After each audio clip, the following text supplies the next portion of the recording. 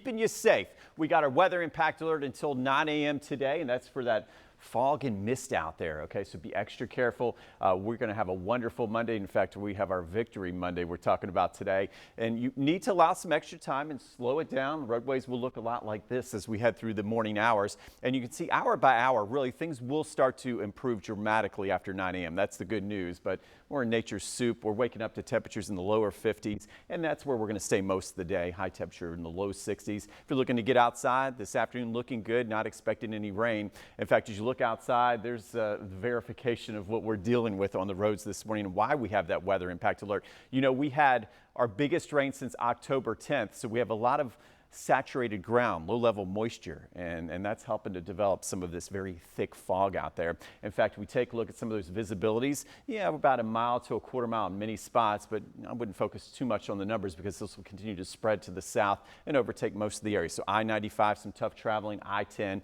and across southeast Georgia right now where there's the thickest fog. But notice visibility slowly easing and improving as we head through the morning hours, but we still have another few hours to go with that weather impact alert through 9 a.m. Let's take a look outside. There it is. There's the fog, and you can see one of the reasons we said that heavy rain. We officially had almost 1.5 inches yesterday, over 1.33 inches officially, Jacksonville International, and this is great. We're starting to fill these squares up. Remember in November, we had slashes throughout the entire month, not one drop of rain. So far in December, over 2 inches of rain with a monthly surplus of 1.5 inches. So we'll continue to put a dent in that drought. It's still there, but at least some improvement after all that rain. We look outside right now. There's beautiful Everbank Field, and we're getting ready for the Jets game this coming up weekend. So let's take a look. Let's put this week together for you. We got 56 degrees, First Coast News dew point of 55. So that means you got that high relative humidity, and we've got that fog we're contending with out there. 50 right now, Brunswick to 56 in Mayport, and we appreciate your military service. 59 in St. Augustine.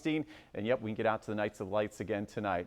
Things are clearing out. We've got 62 for our high, Mayport to 65 in Keystone Heights. So temperatures today, about 5 degrees below where they should be this time of year. In fact, I think we'll be stuck in the 50s most of the day once you get north of I-10, including Folkston to Woodbine, St. Simons, and Jekyll Island. That's because we've got a cold front stretched across the area. We'll make a move to the south with a chill. Hey, at least we're going to start to break some of these clouds up, and they'll clear out as we head into the evening hours. Looking good for after-school sports, but parents, make sure you grab an extra layer.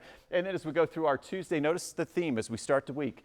Yeah, chilly. We've got the polar high pressure building in, but at least we'll see the sunshine again. And then by Wednesday morning, a cold start and maybe a little bit of patchy frost out there.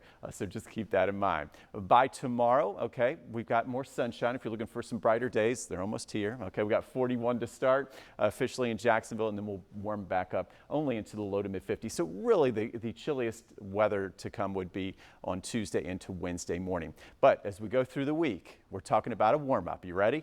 Jets at Jaguars. Here it is, your first look at the forecast. I've got winning weather for the Jags again, a low weather impact. Low to mid 60s to start, mid to upper 60s to finish. And these are fair weather cumulus clouds. So what a change this week. And oh yeah, we'll have just a light northeast wind to enjoy the game. 7-day forecast, your most accurate on the First Coast, does include weather impact alert through 9 a.m. Very low rain chances, just a little misty fog out there. Dry afternoon with that high of 62. We said the chilliest weather would be Tuesday into Wednesday. You see that? We got 41 to start, 58. We'll try to get there, but the sunshine should help a bit.